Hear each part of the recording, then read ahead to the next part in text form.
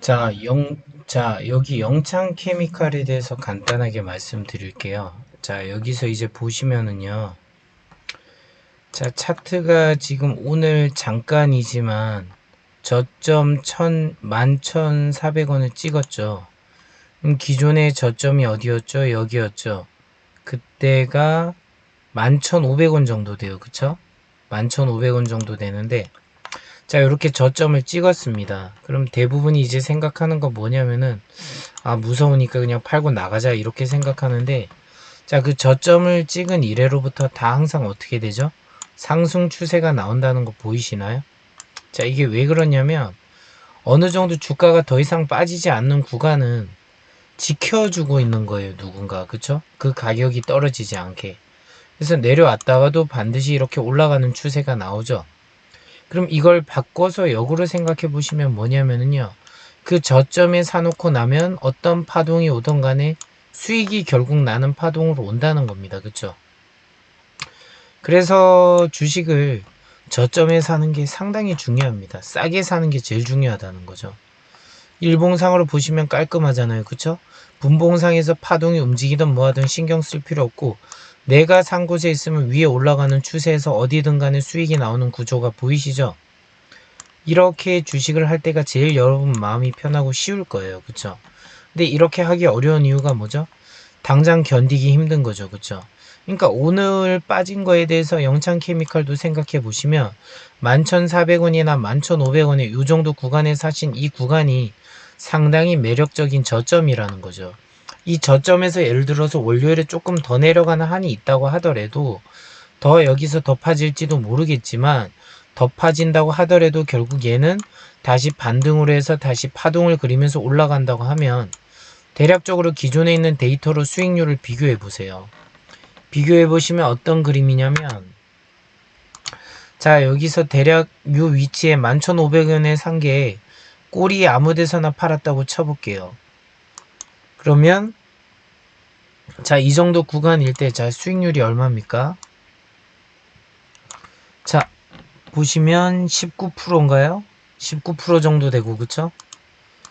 자 여기서 이 파동에서 자 요 파동에서 이만큼 올랐을 때 대략 꼬리가 아니라 여기 꼬리 끝나는 점에서 이렇게 팔았다고 하면 29% 상한가 수익이 납니다. 그쵸?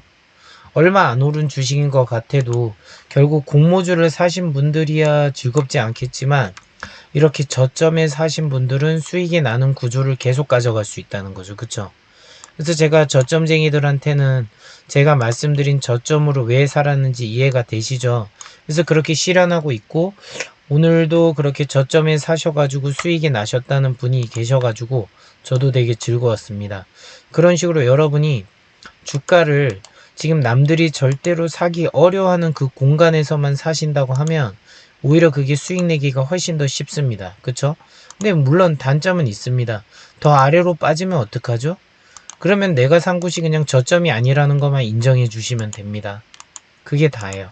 그래서 더 아래로 빠지면 그때 돼서 천천히 내가 매수 계획을 세워도 된다는 거죠. 당장 세울 필요 없이. 그래서 여러분이 분봉상에서 와리가리하고 하는 그 움직임에 흠치해서 저점을 잡아야지 노력할 필요 없이 일봉상으로 편안하게 종가 시스템으로만 가도 여러분이 최대한 남들보다는 더 싸게 살 수 있다는 거죠. 그러니까 주가가 상승할 때 사는 것보다 더 중요한 게 상승할 때 약간의 일부의 수익을 먹을 수 있는 이런 구간, 양봉의 이런 구간 있죠. 이런 구간이 매력적이긴 합니다만 이런 구간에서 운 좋게 수익 먹으려고 하는 것보다 더 중요한 건 이렇게 남들이 엄청나게 매도를 쳐가지고 싼 구간 있죠. 거래량 별로 없고 이런 데서 사서 수익을 내는 게 영창케미칼 수익이 계속 나잖아요. 이런 식으로. 그쵸? 그러니까 제가 그래서 이걸 박스권을 만들어 드렸잖아요. 11,000원대에서 사면 좋을 수밖에 없고 12,000원대에 사도 나쁘지 않다고 그때 얘기했고 그쵸? 13,000원대에 산 구간도 나쁘지 않았었죠. 그쵸? 요만큼 있죠. 하지만 가만히 보면 11,500원에서 12,000원 사이에서 샀던 분들은 거의 어떤 구간을 가도 수익이 날 확률이 높죠. 그쵸? 결국 주식이 수익이 나고 안 나고의 싸움은 뭐냐면 확률 싸움입니다. 그럼 이 확률 싸움에서 내가 승리하려면 낮은 구간을 쟁취하려는 노력이 제일 중요하다는 거죠. 근데 낮을 때는 사람들이 왜 안 사냐면 뉴스도 없고 거래량도 없으니까 재미가 없어요. 그쵸? 그래서 사기 싫죠.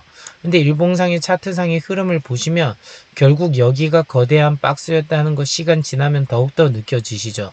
그러니까 주가가 더 이상 빠지지 않으려 하고 변동성이 약해지는 데가 이제 주가에 사람들이 관심이 없어서 이 주가는 오르지 않는구나가 아니라 거기가 상당한 매력적인 단기적인 저점이라고 생각하시면 정말로 수익 나는데 도움이 된다는 거죠. 그쵸?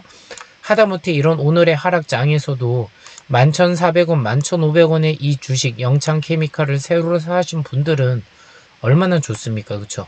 만약 월요일부터 이게 안 빠지고 조금이라도 오르면 계속 수익권에 있는 거예요. 그러니까 마음이 편하죠. 그쵸? 괜히 내 가격에서 떨어진 애 오른 애를 걱정할 필요가 없다는 거죠. 자, 이런 게 저점쟁이들한테 계속 말씀드린 거예요. 그쵸? 다월 인베스트먼트도 제가 계속 강의할 때 말씀드렸던 게 그런 거죠. 예전에 빠졌을 때도 11,930원에 여기가 가장 저점일 거라고 얘기하면서 제가 얘기했었죠. 그 전에도 저점을 몇 번이나 추측했지만 계속 RSI가 더 많이 생기면서 더 힘들고가 반복됐던 거 기억나시죠? 그러고 보니까 오늘 설명하면서 이 RSI 지표를 안 해놨네요. 과매도 구간에 대해서 안 해놨네. 그쵸? 과매도 구간을 제가 해드릴게요. 자, 그리고 카톡은 잠시 꺼야겠네요. 카톡이 켜져 있었네요. 잠시만요.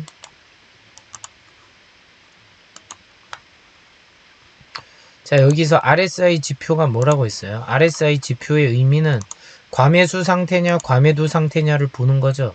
그럼 오늘 여기서 중요하게 여러분이 봐야 되는 게 과매수 상태냐 과매도 상태냐 봐야겠지만 당연히 과매도 상태이죠. 오늘이. 그쵸? 과매도가 극심화됐을 겁니다. 근데 다월 인베스트 보면 오늘 많이 빠졌다 하지만 과매도가 아니에요. 그쵸? 진정한 과매도는 1930원일 때, 그리고 이쪽 라인에 있을 때 과매도 상태가 지속화됐죠. 그쵸? 그리고 그 이전에도 과매도 상태가 몇 번 있었죠. 기억나시죠? 3,000원대에 이거 초반에 6월, 7월 달에 과매도 상태가 많았어요. 그쵸? 그리고 또 그 이전에도 과매도가 5월 달에도 있었죠. 이러면서 과매수와 과매도가 반복되면서 주가가 내리고 오르고를 반복하는데 과매도가 이 주식이 얼마나 많았습니까? 그쵸? 그러니까 이 주식이 안 갔었던 것 뿐입니다. 그쵸? 그러나 주식은 계속 빠지지 않는다고 했죠. 어느샌가 그 과매수에서 거의 끝나가지고 이제 더 이상 빠질 수 없는 구간까지 왔을 때는 주가는 오를 수밖에 없다 했죠.